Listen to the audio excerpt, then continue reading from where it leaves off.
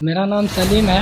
हम फॉरबिसगंज से बिलोंग्स करते हैं। मेरे पापा का नाम मोहम्मद नसीम अंसारी है और वो मंडी में, सब्जी मंडी में किसी के यहाँ नौकरी करते हैं। नाई की दुकान में गए थे, सोचे थोड़ा बहुत काम उम कर लेंगे तो उसके बाद ज़िंदगी कम से कम कुछ पैसा आएगा जिससे अपना तो खर्चा निकल जाएगा। तो आप भी हमारे पास से पढ़ के एससीपी से पढ़ करके जब बाहर निकले तो फिर आप पढ़ाई छोड़ दी, फिर से वापस आप उसी नाई की दुकान में चले गए, फिर से वहाँ काम करना चालू। उसके सबसे पहले तो दुकान छोड़ने के बाद सबसे पहले गए सर लोग से मिले, आपसे भी मिलने गए थे। सर बोले आप आ जाइए रात में, रात के 9:30 बजे तक वहाँ सर माहौल देते थे वैसा पढ़ने का। वहीं पढ़ते थे, वहीं रहते थे, सिर्फ खाना खाने आते थे घर में, उसके बाद सोने के लिए आते थे। बाकी पूरा दिन, सारा दिन और रात के 9:30 बजे तक वहीं रहना पड़ता था। हम एससीपी में पढ़ेंगे, एससीपी में दिए देखे अच्छा पढ़ाई होता है, बहुत ही अच्छा पढ़ाई होता है। तो वहाँ बच्चा मेरा लगन से, सर भी, आप लोग जो भी हैं सब साथ दिए पूरा, मेरा अभी तक मेरा साथ दे ही रहे हैं।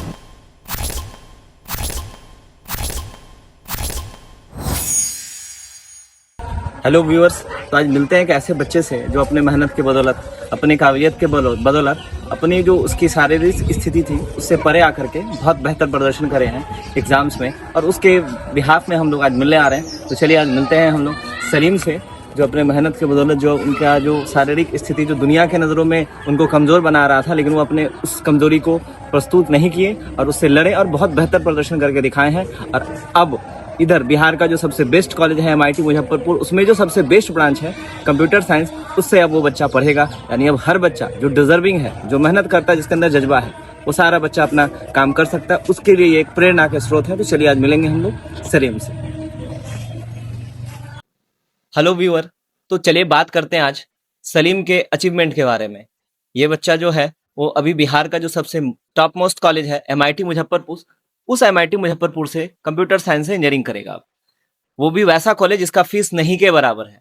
और ये बच्चा किस परिस्थिति से गुजर करके, किस तरीका से अपने आसपास की जो चीजें थी, जो परिस्थिति थी, या जो पढ़ाई के अंदर उसकी रुकावट हुई है, उस सब से जूझ करके इतना बेहतर प्रदर्शन कर पाया है, उसके बारे में आज जानेंगे। हाँ, ये बात अलग है कि MIT मुजफ्फरपुर IIT और NITs नहीं है, लेकिन मायने ये रखता है कि कौन सा बच्चा किस स्थिति में, किस सिचुएशन में, सरकमस्टांसेस के विरुद्ध काम करके अपने अचीवमेंट को पाया हुआ है, वो बहुत मायने रखता है। तो चलिए हम लोग मिलते हैं सलीम से और उसके जर्नी को समझते हैं और इससे इंस्पायर होते हैं। जो आगे के आने वाले बच्चे हैं जो इस वीडियो को देख रहे हैं, वो इससे सीख सकते हैं कि अगर आप ठान लिए हैं तो आपके आगे कुछ भी नहीं आएगा। ना तो सामाजिक स्थिति आएगी, ना शारीरिक स्थिति आएगी, ना आर्थिक स्थिति आएगी। बस एक चीज होना चाहिए, आपका जज्बा, जो जज्बा आपको यहाँ तक पहुंचा सकता है।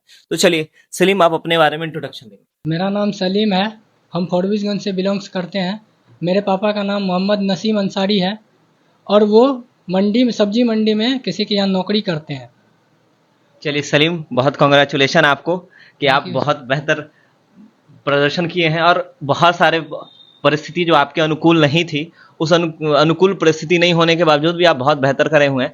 तो हम चाह रहे हैं कि आप अपने व्यूअर्स के साथ, जो SCP के व्यूअर्स हैं, वो व्यूअर्स के साथ अपने जर्नी को शेयर करेंगे।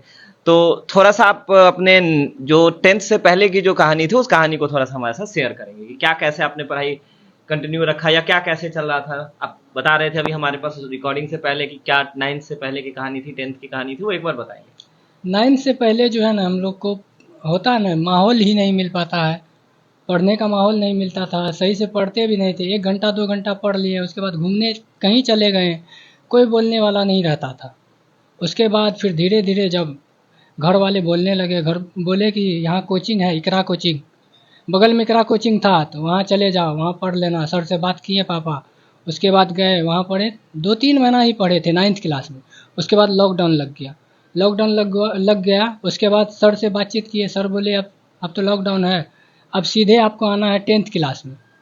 उसके बाद 10th क्लास में जब 2 फरवरी से नया बैच स्टार्ट हुआ था 10th क्लास का, उसके बाद 2 फरवरी से नया बैच स्टार्ट होने के बाद उस दिन से पढ़ाई स्टार्ट किए और अच्छे से मन लगा कर पढ़े, जिसमें मेरा क्लास 10th में 349 नंबर आया था। जैसे एक कहानी और थी जो आप अभी हमको बता रहे थे इंटरव्यू से पहले, कि सर 10th से पहले हम किसी नाई की दुकान में वहाँ पे काम कर रहे थे, तो वो जर्नी क्या था, फिर वहाँ से वापस पढ़ाई की ओर कैसे आ गए आप, क्या वैसा कुछ हुआ? नाई की दुकान में गए थे, सोचे थोड़ा बहुत काम उम कर लेंगे तो उसके बाद ज़िंदगी कम से कम कुछ पैसा आएगा जिससे अपना तो खर्चा निकल जाएगा। लेकिन वहाँ भी गए तो वहाँ गए देखे काम धाम किसी दिन होता था, किसी दिन नहीं होता था। मुझे लगा कि सर ऐसे नहीं हो पाएगा, इससे चलिए, नहीं ये हुआ अंदर से एक आवाज आई कि शायद ये हम उसके लिए नहीं बने हैं, जिस जगह हम गए हैं शायद उसके लिए नहीं बने हैं। तो फिर आपने अपना 10th का पढ़ाई स्टार्ट करा। Yes sir. फिर उसके बाद सर से बात की है, बोले सर पढ़ना है। सर को सिर्फ इतना बोले पढ़ना है। सर बोले आप आ जाइए रात में, रात के 9:30 बजे तक वहाँ सर माहौल देते थे वैसा पढ़ने का। वहीं पढ़ते थे, वहीं रहते थे, सिर्फ खाना खाने आते थे घर में, उसके बाद सोने के लिए आते थे। बाकी पूरा दिन, सारा दिन और रात के 9:30 बजे तक वहीं रहना पड़ता था। अब बात आती है कि 11th-12th में आप एससीपी कब ज्वाइन किया और कैसे आपको लगा कि नहीं हमको साइंस लेना चाहिए, क्योंकि क्या क्या आइडिया आया या फिर क्यों साइंस लिए या फिर क्या मकसद था? आइडिया आया कि जब 10th क्लास में थे तो बहुत सा हम लोग का कोचिंग से जो कोचिंग इकरा कोचिंग से जो है बहुत सारा बच्चा सब पास किया था। हम लोग का जो सीनियर था वो सीनियर लोग जाता था, हम लोग भी सोचते थे कि एससीपी कोचिंग है किधर। हमको पता नहीं था कि एससीपी कोचिंग है कहाँ है न है, हमको खुद पता नहीं था। उसके बाद जब हम गए कोचिंग में, जब बात किए, हम लोग का सीनियर गया तब घर में भी हम बोले हमको एससीपी में पढ़ना है। पापा कभी आज तक ये नहीं बोले कि नहीं पढ़ना है। पापा बोले आपको जहाँ पढ़ना है पैसा हम देंगे, आप चुपचाप जाइए आप सिर्फ। फिर गए, उसके बाद एडमिशन कराए एससीपी में। 2021 में गए थे, 2021 में एससीपी गए, एडमिशन कराए। उसके बाद फिर पापा गए मेरे साथ, फिर बातचीत हुई, उसके बाद फिर क्लासेस स्टार्ट हो गई। ये आपकी जर्नी रही 11th-12th की। आप लास्ट ईयर हमारे पास से पास करे थे, ठीक, और कुछ परिस्थिति के हिसाब से कुछ चीजें ऐसी थी कि आपका फिजिकली डिसेबल था लेकिन उसका सर्टिफिकेट नहीं बना हुआ, जिस कारण से हम लोग बहुत सारे एग्जाम को भर ही नहीं पाए थे, बहुत सारे एग्जाम को दिया नहीं गया था, क्योंकि वो चीज उस सर्टिफिकेट का फायदा होता है बहुत सारे एग्जाम के कॉलेजेस के अंदर, तो वो चीजें नहीं था, इसलिए बहुत सारा एग्जाम नहीं दे पाए। फिर आपसे अभी बात हुई तो आपने ये कहा कि सर 12th के एग्जाम देने के बाद भी, क्योंकि ये बच्चा एग्जाम देकर के जब बच्चा एक बार निकल जाता है तो वो अपने रास्ते चले जाता है, तो आप भी हमारे पास से पढ़ के एससीपी से पढ़ करके जब बाहर निकले तो फिर आप पढ़ाई छोड़ दिए, फिर से वापस आप उसी नाई की दुकान में चले गए, फिर से वहां काम करना चालू किया, क्या यही बात है? Yes sir. वहां कितने दिन तक लगभग काम करे होंगे? उसके बाद जब 12th पास किए उसके बाद 4 महीना काम किए कंटिन्यू 4 महीना काम किए। तो फिर हमको लगा फिर काम धाम ठप हो गया। उसके बाद कभी वो दुकान मेरे भरोसे छोड़ के कहीं चला जाता था घूमने। हमको रियलाइज़ हुआ कि इससे कुछ नहीं होने वाला है। फिर हम पापा को घर पे मनाए कि पापा हमको कैसो करके दुकान छोड़वा दीजिए। पापा मेरे पापा जो है वो बात किए वहाँ, बोले कल से मेरा बेटा नहीं जाएगा। फिर उसके बाद जेईई मेंस का फॉर्म आया। उसके सबसे पहले तो दुकान छोड़ने के बाद सबसे पहले गए सर लोग से मिले, आपसे भी मिलने गए थे। उसके बाद मिल के आए तो आप बोले कि जाइए। एक्चुअली ये बच्चा हम लोगों को पहले बताया नहीं था कि हम कहीं काम कर रहे हैं या क्या कर रहे हैं, वो बताया नहीं, मतलब अब बहुत सारे बच्चे पढ़ते हैं, अब कौन कहाँ 12th के बाद चला जाता है पता तो चलता नहीं है हमारे को भी।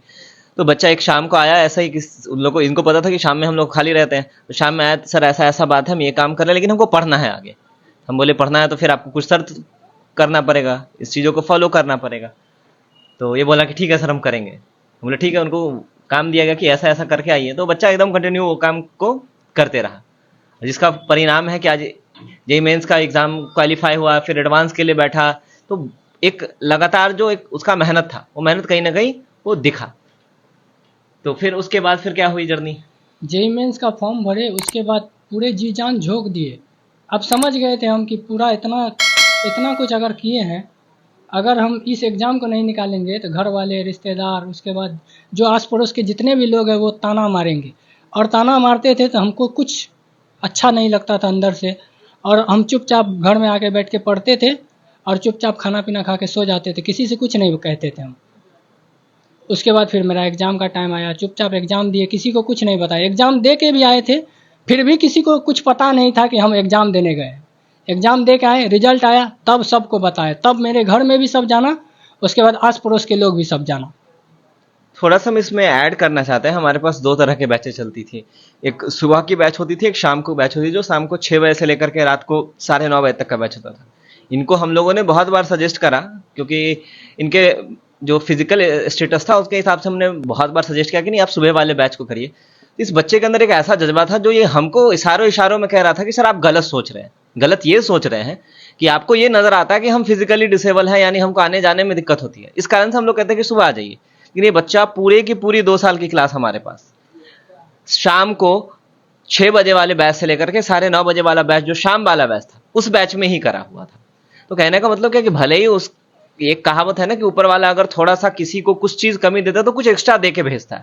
तो यही इसके अंदर जो मनोबल था, जो इसके अंदर करने की जो ललक थी, जो चाहत थी, वो अलग थी सभी के मुकाबले। इसलिए जब लास्ट ईयर भी हमारे से फिर से 12th एग्जाम देने के बाद आकर के मिले कि सर ऐसा बात है कि हम उस दुकान जा रहे हैं लेकिन हमको मन नहीं लग रहा है, शायद वो उसके लिए हम नहीं बने। हम लोग बोले ठीक है चलिए आपको ट्राई करते हैं हम लोग की एक बार फिर से कोशिश करते हैं कि ये आप इनको एक सजेशन दिया गया कि ऐसा ऐसा ये प्रोसेस है, उस प्रोसेस को आप फॉलो करिए। बच्चा स्टार्ट करा, इसके फॉर्म से लेकर के सारा काउंसलिंग तक का सारी जिम्मेवारी हम लोग ने उठाया और ये हमारा टारगेट ही था कि इस बच्चे को सही जगह पहुंचाना है। इससे पहले भी हम लोग वीडियो बना सकते थे, इससे पहले फर्स्ट राउंड में इसको MIT मुजफ्फरपुर में IT ब्रांच मिला था, लेकिन फिर भी हम लोग वेट करें कि नहीं एक चांस और है कि हमारे पास CS ब्रांच आ सकता है। और ये हुआ कि कल के डेट में हमारे पास ये न्यूज़ आया कि बच्चे को CS ब्रांच मिला है। तो ये हमारे लिए सौभाग्य की बात है कि ऐसे बच्चे जो समाज के नज़र में, दूसरों के नज़र में कमज़ोर ना आके जाते हैं, कमज़ोर समझे जाते हैं, लेकिन एक्चुअल में है नहीं। इसलिए हम ये सोसाइटी को भी एक मैसेज देना चाहते हैं कि हर बच्चे का अलग अलग एक कैपेसिटी होता है, हर बच्चा अपने हिसाब से अपने एनर्जी को लेकर आया जाता है। तो हम और आप, हम अपनी भी बात करें, हम और आप कभी भी किसी भी बच्चे के फिजिकल स्टेटस को देख करके जज नहीं कर सकते कि ये बच्चा करेगा कि नहीं करेगा, क्योंकि ये बच्चा हमारे को ये कह के गया, डायरेक्टली नहीं कहा, इनडायरेक्टली कहा, क्योंकि हम उसको कहते रहे कि आप सुबह वाली बैच करिए, शाम वाला बैच नहीं करिए, लेकिन वो जिद पे अड़ करके शाम का ही बैच किया। और वो अकेले उतना दूर से साइकिल चला के आकर के क्लासेस करता था, रात को 9:30 बजे 10 बज जाता था हमारे को क्लास छोड़ते छोड़ते। तो ये इस बच्चे का ये काबिलियत है, ये इसका मेहनत है। और सिंपल सी बात है, कोई इंस्टीट्यूट, कोई सिस्टम उस किसी भी बच्चे को हेल्प कर सकता है, लेकिन मेहनत तो उस बच्चे को ही करना पड़ेगा। तो हमारी टीम से जितनी हो सकी चीज़ें वो तो करें, और बाकी चीज़ें तो बच्चे की मेहनत की। अगर वो बच्चा नाई की दुकान में ही खुश रहता, उस रूम में ही अपने आप को वहाँ पे बहुत अच्छा समझ रहा होता, तो शायद आज हम यहाँ पे नहीं होते। वो बच्चे का जज्बा था, लगन था, जो उसको यहाँ तक पहुँचाया। और हम ये उम्मीद करते हैं कि इन फ्यूचर और भी बहुत सारी चीज़ों को, बहुत सारे सोसाइटी में भी, मेरे ख्याल से सोसाइटी के अंदर भी आपके साथ है, आप अभी बता भी रहे थे कि सोसाइटी में भी आपके साथ कुछ टिप्पणियाँ होती होंगी, थोड़ा सा उसको भी शेयर करेंगे। सोसाइटी के लोग जानबे करते हैं, ऐसा होता है कि सोसाइटी के लोग जो भी हैं वो कभी भी नहीं चाहते हैं कि कोई बच्चा आगे बढ़े। जब आप कुछ करने लगते हैं तब लोग सोचता है कि कैसे करके हम क्या करें कि जो जिससे कि ये बच्चा अपने हिसाब से और कहीं पहुंच ना सके।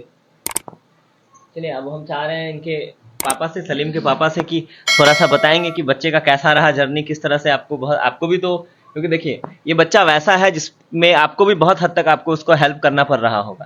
तो कैसे आप उस चीज़ को झेले, कैसे इसका हेल्प किए, कैसे इसके पीछे आप खड़ा रहे खंबे की तरह?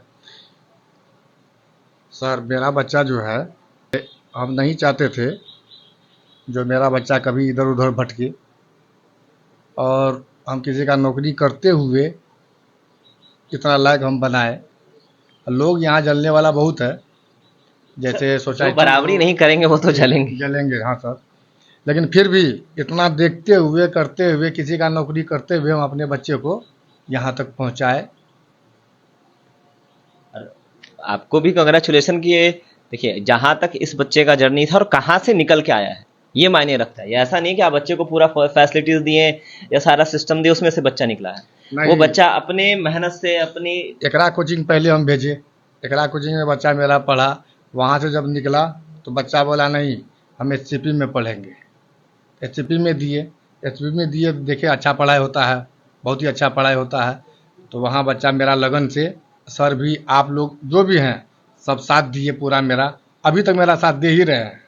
सर वो हम एज ए टीचर हमारा ये कर्तव्य रहता है कि जो काम उठाए हैं उसको बेहतर। मेरा बच्चा और मेरी बच्ची भी मेरी वहीं पढ़ती है, इंटर में अभी बच्ची मेरी, सलमान नाम है उसका, वहीं पढ़ती है।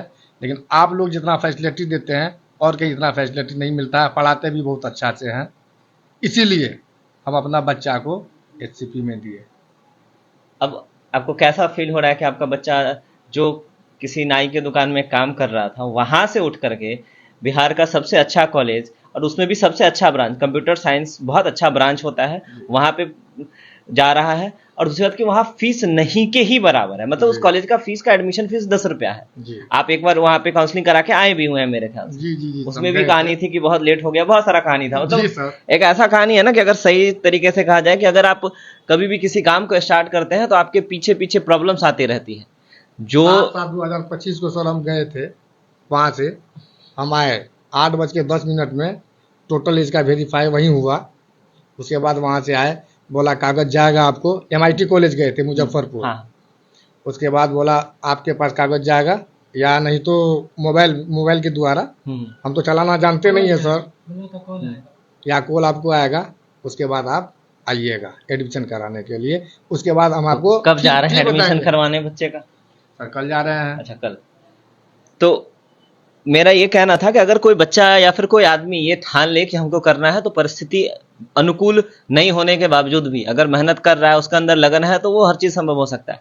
आपको ये जर्नी एक वीडियो की नज़र से नज़र आ रहा होगा जो कुछ सेकंड कुछ मिनट का होगा, लेकिन एक्चुअल में इसके पीछे कितना ये काम करा है, कितना चीज़ों को झेला है, वो ये बच्चा खुद जान रहा है, और जो उनके साथ के लोग हैं जो उनको थोड़े बहुत हेल्प किए हैं इसके जर्नी में, वो जानते होंगे।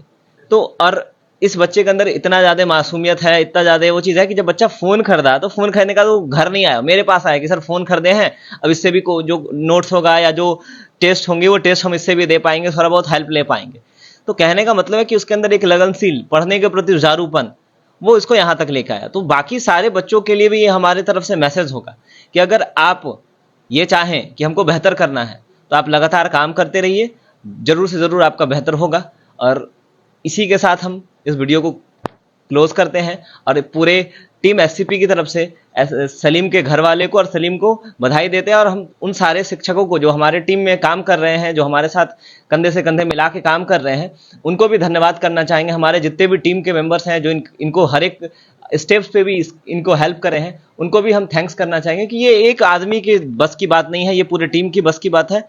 तो सभी को थैंक यू कहते हुए, जो भी व्यूअर देख रहे हैं उनसे ये रिक्वेस्ट है कि ये वीडियो हर एक बच्चे तक पहुंचना चाहिए, हर एक बच्चे के मनोबल बढ़ाने में ये वीडियो सहयोग करे। इसलिए आप इस वीडियो को शेयर करें, चैनल को सब्सक्राइब कर दें, और जो भी बच्चे को लगता है कि नहीं ये बहुत अच्छी स्टोरी है जो जिससे हम इंस्पायर हो सकते हैं, तो ज़रूर आप कमेंट सेक्शन में बताएं हमें।